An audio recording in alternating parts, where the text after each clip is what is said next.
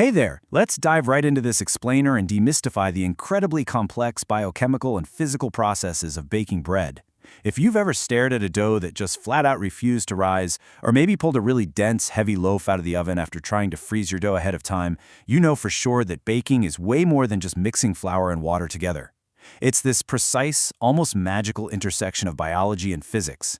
So today, we're going to unpack the microscience behind those everyday baking choices we all make. Today, we're covering 5 key areas. We've got the great yeast debate, choosing your champion, the frozen dough dilemma, ice crystals and dead yeast, and finally, the cryoprotectant solution. All right, section 1, the great yeast debate. So there's this super relatable question I saw on a baking forum. Why would anyone actually bother using active dry yeast when instant yeast just seems, well, so much easier? It's a fantastic question, right? If you've ever browsed the baking aisle, you've seen the different jars and little packets.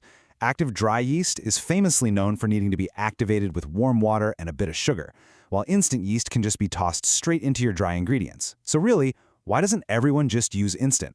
To figure that out, we have to look at how they're actually made.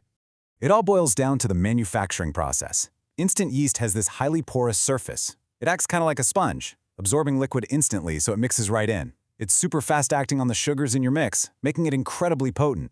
But active dry? Historically, it goes through a much harsher drying process. It literally has to be rehydrated in a portion of your recipe's liquid before you can even think about mixing it. But that specific difference in manufacturing leads to a truly fascinating quirk inside that little glass jar sitting in your pantry. Because of that harsh drying process, up to 25% of the yeast in that active dry jar is actually composed of dead cells. They essentially form a little cocoon around the live ones. That's exactly why you typically have to use about 1.4 times more active dry yeast when you're substituting it for instant. But wait, here's a brilliant baker's trick.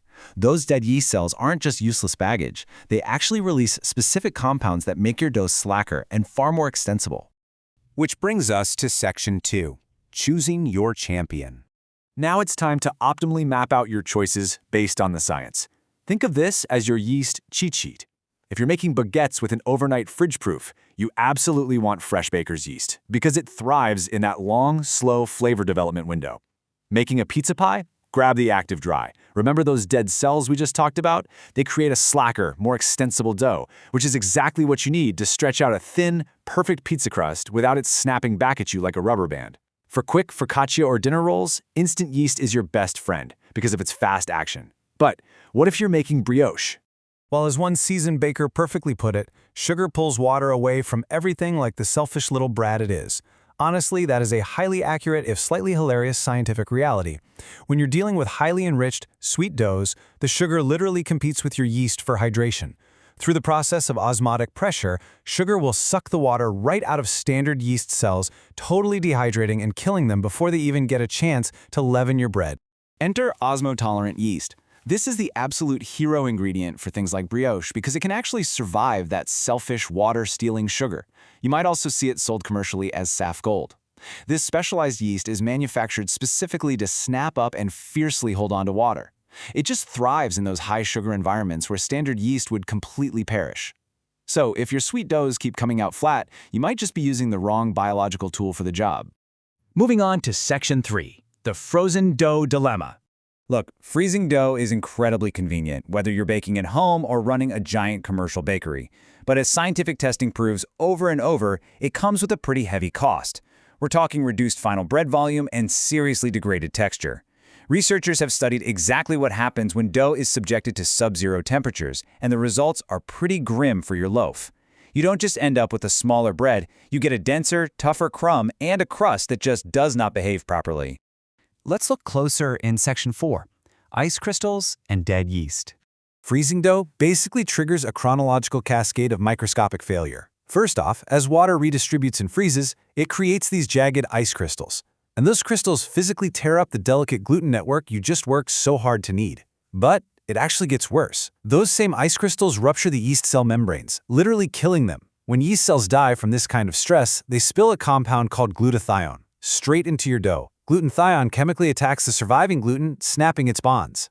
The end result? Your dough completely loses its elastic modulus, basically its ability to stretch and hold the carbon dioxide gas you need for a good rise. But there's a fix. Section 5. the cryoprotectant solution. Food scientists actually found an incredible workaround using something called trehalose. It's a special sugar that shields the yeast cells and stops that devastating water recrystallization. Now, trehalose is a non-reducing disaccharide. In plain English, that means unlike regular sugar, it doesn't participate in the Maillard-Browning reaction, so it won't arbitrarily burn or darken your crust in the oven. But microscopically, its hydroxyl groups aggressively absorb water. By holding onto this water, trehalose drastically lowers the freezing point of the dough and literally wraps the yeast cell membranes in a protective shield, keeping them from bursting.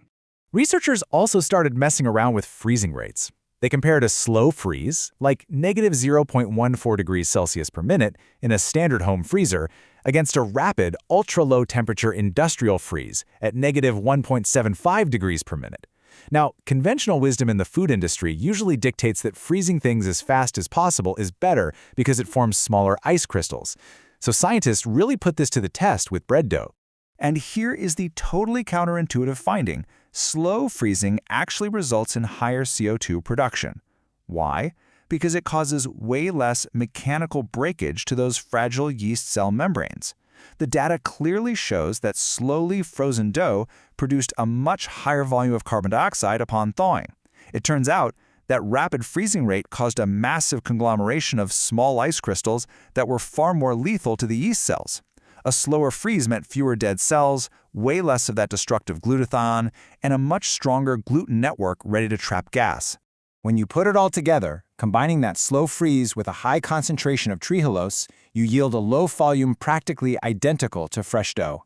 At 800 parts per million of trehalose, paired with the slow freeze of a standard home freezer, the specific volume of the baked bread was totally maximized, and the crumb firmness stayed wonderfully soft. It turns out, your basic, everyday kitchen freezer, when paired with a little bit of specialized food science, is actually the absolute perfect environment for preserving your dough. So, armed with the biology of yeast selection and the literal physics of dough preservation, the only question left is, what delicious masterpiece are you going to bake next? You now have the knowledge to pick exactly the right yeast for the job, to protect your enriched doughs from those thirsty sugars, and to perfectly preserve all your hard work in the freezer without sacrificing an ounce of quality. Are you going to conquer an overnight baguette, a super stretchy pizza, or maybe a perfectly structured brioche? The science is entirely in your hands.